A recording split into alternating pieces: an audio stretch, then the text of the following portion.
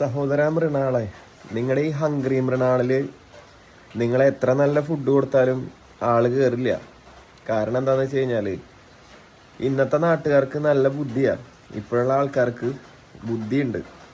അവർ നല്ല ഭക്ഷണം മാത്രമല്ല നോക്കുന്നത്, പറ്റിക്കപ്പെടാതെ ഭക്ഷണം കഴിക്കണമെന്നും ആഗ്രഹമുണ്ട് അവർക്ക്. ഇപ്പം നിങ്ങളുടെ ഹോട്ടലിൽ നിന്ന് ഞാൻ എപ്പോൾ കഴിച്ചിട്ടുണ്ടോ, എനിക്കപ്പോൾ സംഭവം ഫുഡ് ഒരു പരിധി വരെ ഓക്കെയാണ്. പക്ഷേ ക്വാണ്ടിറ്റി വൈസ് അല്ലെങ്കിൽ അളവ് വളരെ കുറവാണ്. അതിൽ ഞാൻ പറ്റിക്കപ്പെടുകയാണെന്ന് ഓരോ തവണ ഭക്ഷണം കഴിക്കുമ്പോഴും എനിക്ക് തോന്നാറുണ്ട്.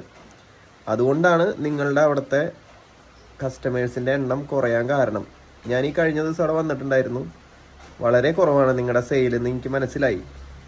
അപ്പോൾ നിങ്ങൾ ഈ ഉഡായിപ്പ് സ്ട്രാറ്റജികൾ, മൃണാളിനോടാണ് നിങ്ങൾ ഈ ഉഡായിപ്പ് സ്ട്രാറ്റജികളൊക്കെ ഒഴിവാക്കിയിട്ട് ഓപ്പണായിട്ട് കാര്യങ്ങൾ പറയാം.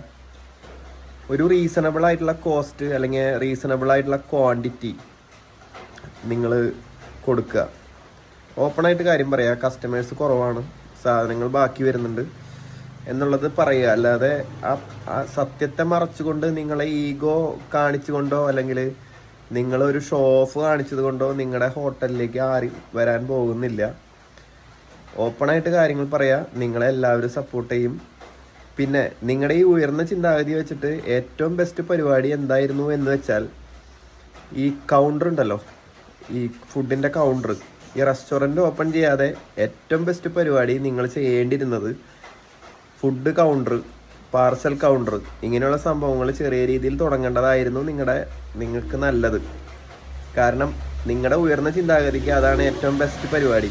റേറ്റ് കുറവിൽ നിങ്ങൾ ഉദ്ദേശിച്ച നല്ല ഭക്ഷണം എല്ലാവരെയും തീറ്റിക്കാം.